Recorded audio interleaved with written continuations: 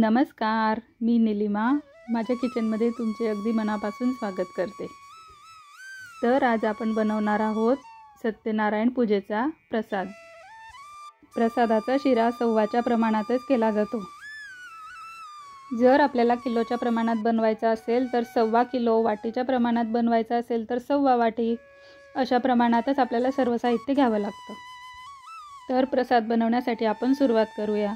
तर सर्वात अगोदर प्रसादाच्या शिऱ्यासाठी पातेले गरम करायला ठेवले आहे आणि त्यात मी तूप टाकून घेतले। तर इथे मी जाड रवा घेतला आहे। जाड रव्यामुळे प्रसाद हा मोकळा राहतो आणि चिकट होत नाही।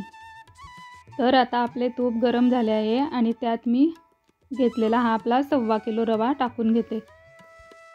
आता इथे आपण रवा भाजून घेऊया।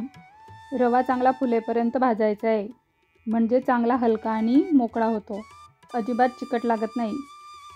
आणि इथे केळी मी मुद्दामच घेतली नाही आहे, कारण एखाद्याला प्रसादात केळी टाकले असता ते आवडत नाही आणि प्रसाद कसा सर्वांनी अगदी चांगल्या आनंदी मनाने घेतला पाहिजे, म्हणूनच मी इथे केळी घेतलेली नाही आहे। आपण नंतरही केळी प्रसादावर ठेवून नैवेद्य दाखवू शकतो।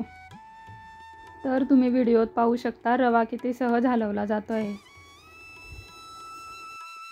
यात मी आता मनुके टाकून घेते। मनुकेही चांगले फुलले आहे। आता यात काजू बदामचे काप घालूया। काजू बदाम रव्यासोबत लगेचच भाजले जातात, त्यांना वेगळं काही भाजायची गरज लागत नाही। तर आता आपला रवा चांगला भाजला गेलेला आहे। यात आपण दूध टाकून घेऊया। तर मी इथे 2 लिटर दूध आणि 1 लिटर पाणी असे प्रमाण घेतले आहे। दूध टाकत असताना आपल्याला थोडी काळजी घ्यायची आहे। गॅस कमी करून घ्यावा, जेणेकरून आपल्या शरीरावर उडणार नाही। आणि दूध थोडे थोडे टाकायचे आहे।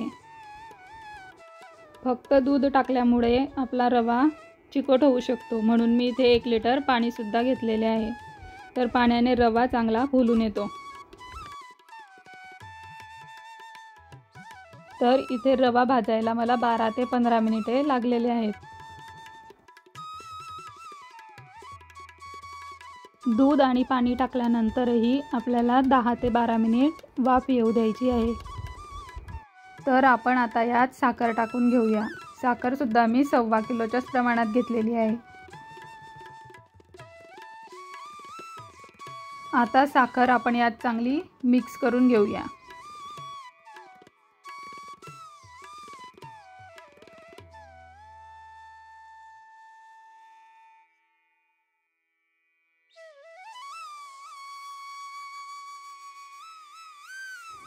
आणि आता आपण यात वेलची पूड टाकूया। वेलची पूड टाकून आपला प्रसाद चांगला वरचा खाली असा हलवून घेऊया।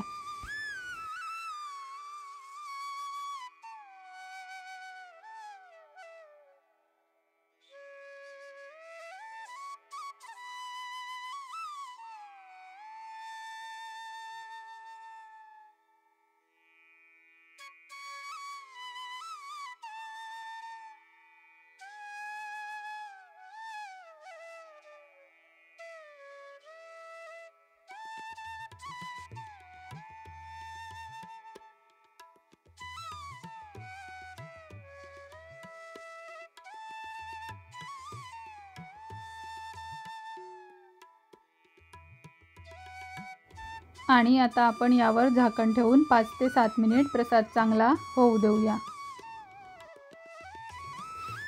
तुळशीच्या पानांशिवाय तर प्रसाद आपला अपूर्णच असतो। मग आता शेवटी आपण संपूर्ण प्रसादावर तुळशीची पाने ठेवूया। एकीकडे पूजेचे मंत्रोच्चार सुरू असणे आणि एकीकडे आपला शिरा तयार करणे, यालाच तर आपण प्रसाद म्हणतो। तर असा हा आपला प्रसाद बनून तयार आहे। तर तुम्हाला या रेसिपीचा व्हिडिओ कसा वाटला हे मला कमेंट करून सांगा आणि आपल्या चॅनलला लाईक, शेअर आणि सबस्क्राईब करायला विसरू नका। धन्यवाद।